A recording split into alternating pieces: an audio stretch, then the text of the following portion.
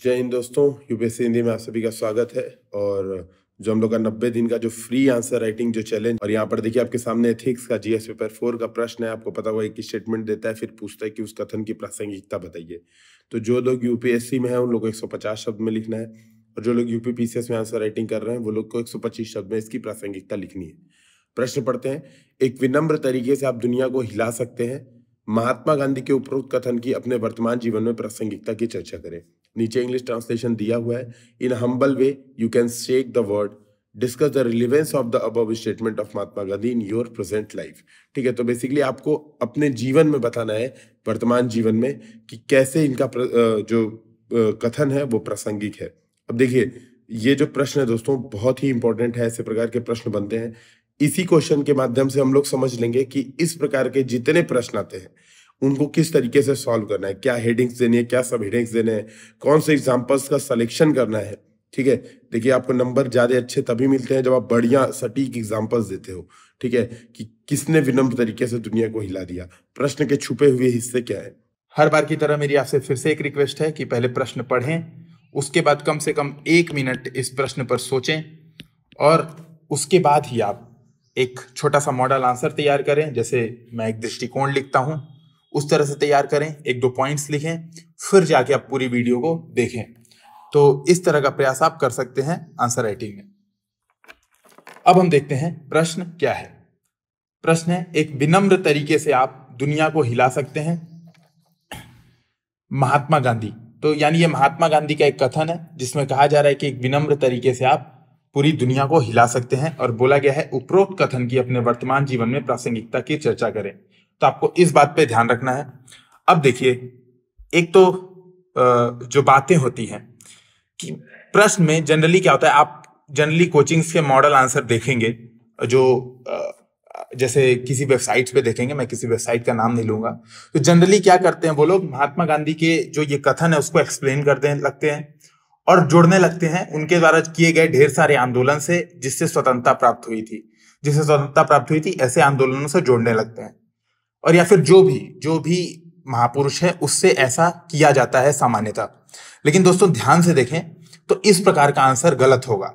आपको समझना है कि बोला गया है प्रश्न में, हमेशा आप यूपीएससी का अगर पेपर देखेंगे तो बोला गया है अपने वर्तमान जीवन में प्रासंगिकता की चर्चा करें। यानी आपको वर्तमान जीवन की जो प्रासंगिकता है, जो ये कथन है, उसमें आपको एग्जाम्पल्स के साथ चर्चा करनी है कि ये जो कथन है उसका कहाँ प्रासंगिकता है, ये कथन कहाँ प्रासंगिकता है। तो सामान्यतः ये गलती देखी जाती है आंसर राइटिंग में। ये बहुत बड़ी मिस्टेक है। आप अगर हिस्टोरिकल आंसर लिखेंगे, महात्मा गांधी की चर्चा करेंगे कि महात्मा गांधी ने किस प्रकार विनम्रता से दुनिया को हिला दिया, तो ये बिल्कुल गलत माना जाएगा। मैक्सिमम आप 1 पॉइंट लिख सकते हैं महात्मा गांधी के बारे में, नहीं तो आपको नहीं लिखना है। पहली बात तो ये आपको समझना होगा। दूसरी बात, अब हम क्या करते हैं, कुछ एक्सपर्ट टिप्स देखते हैं जो कि ऐसे जितने प्रश्न आए आप हर प्रश्न में यूज करें। जो पहली बात है, प्रासंगिकता को आपको क्या करना है, आर्थिक, सामाजिक, राजनीतिक आदि हेडिंग्स में डालना है।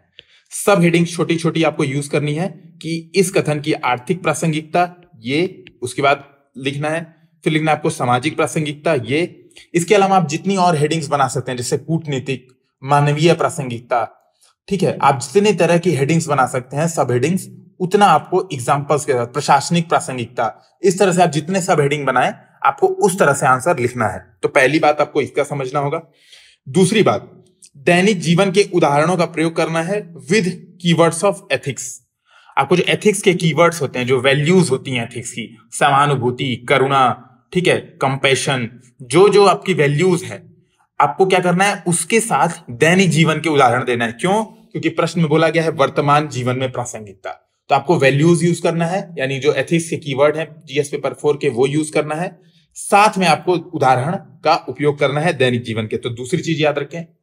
जो तीसरी चीज है कि आप क्या कर सकते हैं, 1-2 लाइन आखिरी में कथन की आलोचना कर सकते हैं कि ये कथन हमेशा व्यवहारिक नहीं है और कुछ हद तक अप्रासंगिक भी प्रतीत होता है, लेकिन इससे ज्यादा न रखें, क्योंकि सामान्यतः यूपीएससी मान के चलता है कि जो बड़े बड़े जो कथनकार हैं अच्छा ही कहते हैं। हाँ, अगर आपको दिख रहा है कि कोई कथन बिल्कुल ही उल्टा दिया हुआ है, ठीक है, जैसे ऐसा दिया हुआ है कि स्त्री केवल दासत्व योग्य है, ऐसा कोई भी कथन अगर दिया हुआ है तो आपको समझना होगा कि बिल्कुल इसकी तो आलोचना ही बनती है, आपको यही बताना होगा कि नहीं, ये प्रासंगिकता नहीं है।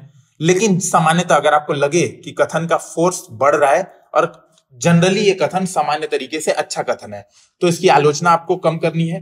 अगर मैं वेटेज कहूं, अगर आप पूरे 150 वर्ड का आंसर लिख रहे हैं तो आप लगभग 100 से 110 वर्ड इसके पक्ष में चर्चा करें, 30 से 40 वर्ड आप विपक्ष में चर्चा करते हुए निष्कर्ष लिख सकते हैं कि कुछ बैलेंस होना चाहिए। मतलब आपको बताना है कि आखिरी में संतुलन बताना है आपको कि ऐसा हो, व्यवहारिक जीवन में जनरली ऐसा देखा जाता है। अभी हम इस कथन के माध्यम से समझेंगे।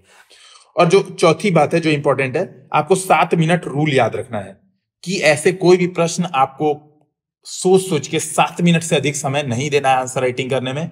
150 वर्ड के लिए 7 मिनट बहुत ज्यादा होते हैं, क्योंकि आपको इसमें केस स्टडी का भी एक पार्ट होता है एथिक्स पेपर 4 में, तो उसको भी सॉल्व करना है। तो पर क्वेश्चन आपको मैक्सिमम 7 मिनट से ज्यादा नहीं देना चाहिए, इस बात का भी दिमाग में ध्यान रखना होगा।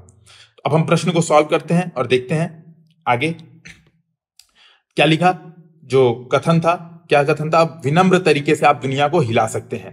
तो मैंने बस इंट्रोडक्शन में क्या लिखा, देखिए यहां पे मैंने लिखा है भूमिका में आपको बताना है कथन का महत्व। एक लाइन में आप बता सकते हैं कि उपरोक्त कथन क्या कहता है, उसको थोड़ा सा समझा सकते हैं। मैक्सिमम 2-3 लाइन आप कह सकते हैं 15 से 20 शब्दों में। मुख्य भाग में आपको पूरी प्रासंगिकता पे चर्चा करनी है। आप चाहें तो इसको और तोड़ सकते हैं, पक्ष में प्रासंगिकता, विपक्ष में यानी अप्रासंगिकता, दोनों तक चर्चा कर सकते हैं। और निष्कर्ष में आपको लिखना है अगर इसका कोई दूसरा पक्ष है तो। अभी हम देखते हैं सॉल्यूशन के माध्यम से। तो हमने क्या लिखा, महात्मा गांधी उपरोक्त कथन के माध्यम से मानवीय जीवन में विनम्रता की शक्ति को स्पष्ट कर रहे हैं। तो देखिए हमने क्या बताया, विनम्रता, लेकिन उसकी शक्ति को स्पष्ट कर रहे हैं। महात्मा गांधी कह रहे हैं कि विनम्रता एक ऐसा हथियार है जिससे आप दुनिया जैसे पहाड़ को भी काट सकते हैं, यानी हिला सकते हैं। तो हमने ऐसे अपने वर्ड्स में लिखा कि शक्ति को महात्मा गांधी स्पष्ट करते हैं।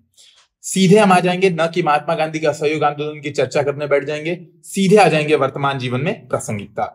अब मैंने फिर से बताया हेडिंग्स और सब हेडिंग का प्रयोग। देखिए दोस्तों, कई बार लोग पूछते हैं डाउट कि सर हेडिंग सब हेडिंग का प्रयोग किया जाए कि नहीं किया जाए। बिल्कुल सही बात है, अच्छी बात है कि आप हेडिंग सब हेडिंग का प्रयोग करिए, अधिक से अधिक करिए, क्योंकि आंसर सीधे सीधे कैची हो जाता है। आप चाहें तो यहाँ पे बक्सा भी बना सकते हैं ऐसा छोटा छोटा। लेकिन ध्यान रखें एक जो महत्वपूर्ण बात है, आपको इस तरह की हेडिंग नहीं डालनी है कि मुख्य भाग, भूमिका, निष्कर्ष, ऐसी कुछ हेडिंग आपको नहीं डालनी है। आंसर अपने फ्लो में लिखना है। जो इंपॉर्टेंट आपको लग रहा है कि ये, जैसे मैंने यहाँ पे हेडिंग डाला आर्थिक, इस तरह का आप हेडिंग डाल सकते हैं, लेकिन भूमिका, निष्कर्ष टाइप की हेडिंग आपको नहीं डालनी है। तो ये बात ध्यान में रखें। अब मैंने क्या बताया, वर्तमान जीवन में प्रासंगिकता विद कंटेम्पररी एग्जाम्पल। तो देखिए पहला मैंने एग्जाम्पल दिया राजनैतिक प्रासंगिकता। मैंने क्या लिखा, अन्ना हजारे द्वारा रामलीला मैदान में किया गया विनम्रतापूर्ण प्रयास लोकपाल जैसे भ्रष्टाचार निरोधी कानून हेतु सरकार को तैयार कर सका। यानी यहाँ पे सरकार क्या है, दुनिया है।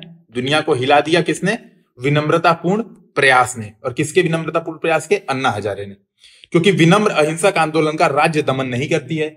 आप देखें अगर महात्मा गांधी सत्याग्रह क्यों करते थे, ठीक है, क्यों करते थे, क्यों संघर्ष विराम संघर्ष की नीति अपनाते थे, ताकि जो आंदोलन है वो बना रह सके, उसको जो ब्रिटिश सरकार है हिंसा के माध्यम से दबाव ना कर सके। मान लीजिए आपने तोड़फोड़ शुरू की तो ब्रिटिश सरकार क्या करती, उस समय आपको और ज्यादा तोड़ती फोड़ती, तो क्या होता, उनका आंदोलन शुरू में ही समाप्त हो जाता। तो बेसिकली मैंने क्या किया, प्रेजेंट एग्जांपल दे दिया कि देखिए अन्ना हजारे ने इस प्रकार बहुत ही विनम्रतापूर्ण आंदोलन किया और लोकपाल जैसा महत्वपूर्ण बिल पास करा दिया। फिर दूसरा मैंने कूटनीतिक एग्जांपल दिया विनम्रता का। तो विनम्रता को मैंने लिखा, विनम्रता को विदेश नीति में सॉफ्ट पावर के रूप में देखा जाता है। मैंने सॉफ्ट पावर ब्रैकेट में थोड़ा सा लिख दिया, सांस्कृतिक संबंध, मानवीय सहायता आदि, जो भारत को चीन जैसे हार्ड पावर देश के समक्ष खड़ा रख पाता है।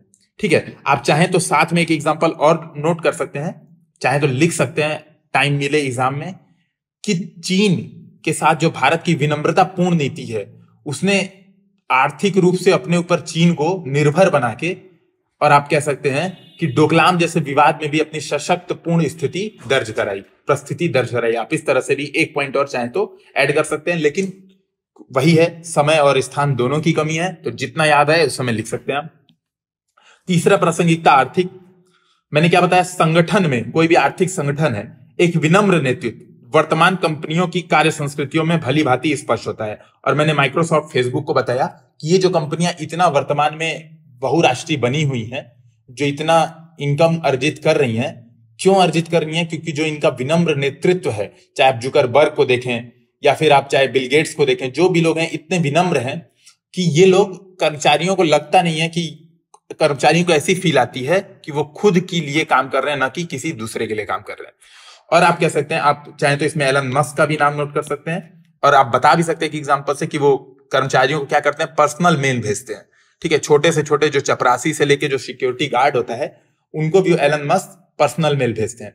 तो उससे क्या होता है, आत्मीयता की अनुभूति होती है, और ये इसको कहते हैं कार्य संस्कृति। देखिए, एथिक्स की जो कीवर्ड्स हैं मैं हमेशा यूज कर रहा हूं। यहाँ पे मैंने कार्य संस्कृति यूज की, संगठन यूज किया। ठीक है, ऐसा आपको यूज करना है। जैसे यहाँ पे आप देखें, विनम्र, अहिंसक। ठीक है, तो इस तरह से आपको यूज करना है। चौथा, प्रशासनिक।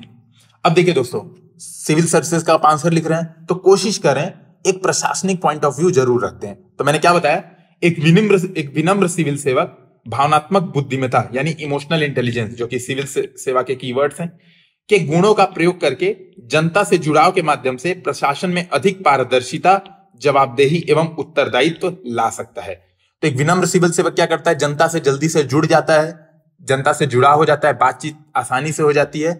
तो क्या करता है, प्रशासन में आप देखेंगे कि जनरली कोई भी सिविल सेवक, आप चाहें तो यहाँ पे किसी का एग्जाम्पल भी डाल सकते हैं, भीड़ प्रबंधन का किसी का एग्जाम्पल, आप कोई भी एग्जाम्पल देखें तो उसको यहाँ पे पुट कर सकते हैं। तो ऐसा है कि वो सिविल सेवक क्या करता है, प्रशासन में जो चाहिए, क्या चाहिए प्रशासन को, पारदर्शिता, जवाबदेही एवं उत्तरदायित्व चाहिए, और वो कर सकता है। तो मैंने बताया कि देखिए ये चौथी प्रासंगिकता ये हो गई। इसके अलावा आपको कोई प्रासंगिकता याद आए सामाजिक, आप उसको भी नोट कर सकते हैं। फिर वही लिमिटेशन हमारे पास आपको पता ही है। तो मैंने ये लिखा, फिर मैंने क्या लिखा, उपरोक्त प्रासंगिकताओं के बावजूद, तो मैंने बताया विनम्रता की प्रासंगिकता देखो कितनी है।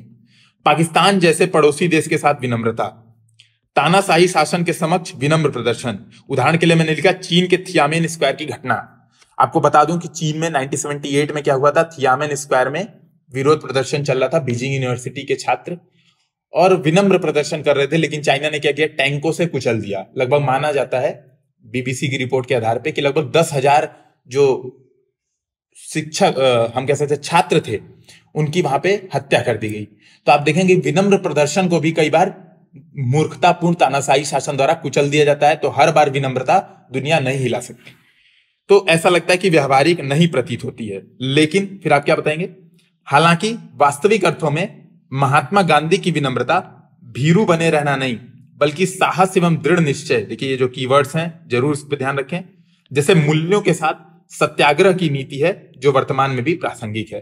तो मैंने कुछ हद तक उसकी अप्रासंगिकता शुरू में स्पष्ट की। यहाँ पे देखिए, आप इस पैराग्राफ को देखेंगे, मैंने वही कहा 80-20 का मैंने वेटेज रखा है, लगभग 80% पॉजिटिव, 20% निगेटिव। मैंने बोला कि भाई देखो कुछ हद तक अप्रासंगिक भी होता है कई बार, पाकिस्तान और चीन का एग्जाम्पल दिया। फिर मैंने बताया लेकिन जो महात्मा गांधी की विनम्रतापूर्ण प्रयास की नीति थी, वो ऐसा नहीं था कि आप डरपोक बने रहिए और फिर जाके विनम्रतापूर्ण, मतलब आप सेवक मत बने रहिए। उनका कहना था कि विनम्रता के साथ साथ आपके अंदर साहस और दृढ़ निश्चय होना चाहिए। ऐसे मूल्यों के साथ आपके अंदर सत्याग्रह का पालन करना चाहिए, मतलब आप अपने सत्य पे अडिग रहें, ऐसा होना चाहिए। और वो चीज तो वर्तमान में प्रासंगिक है। मैंने इस तरह से लिख के अपना आंसर समाप्त कर दिया। तो देखिए एक बहुत ही बढ़िया आंसर ऐसा होता है, 1-2 पॉइंट कुछ छूट सकते हैं, आप चाहें तो इसको और इनरिच कर सकते हैं, कुछ आपके पास एग्जांपल्स हों, केस स्टडीज हों। लेकिन मैंने आपसे फिर से बताया, मेरी जो लिमिटेशन है कि मैं 7 मिनट में लिखने का प्रयास करता हूं, 7 मिनट में इस तरह से लिख पाता हूं। तो आपको भी यही कोशिश करनी है कि कम से कम ये लेवल तो आप अचीव करें 7 मिनट में, क्योंकि हिंदी माध्यम के रिजल्ट को सुधारने के लिए बहुत ही इंपॉर्टेंट है। तो दोस्तों अगर ये वीडियो पसंद आया हो तो कृपया से लाइक करें, शेयर करें, सब्सक्राइब करें, अधिक से अधिक लोगों तक पहुंचाएं, जिससे हम और उत्साह के साथ अलग अलग टाइप के जो क्वेश्चन है, हम कोशिश कर सकते हैं कि आपका लगभग एक बार मेंस का हम सिलेबस ही कंप्लीट क्वेश्चन आंसर के फॉर्मेट में करवा दें। लेकिन इसमें आपका सहयोग बहुत ही महत्वपूर्ण होगा। धन्यवाद।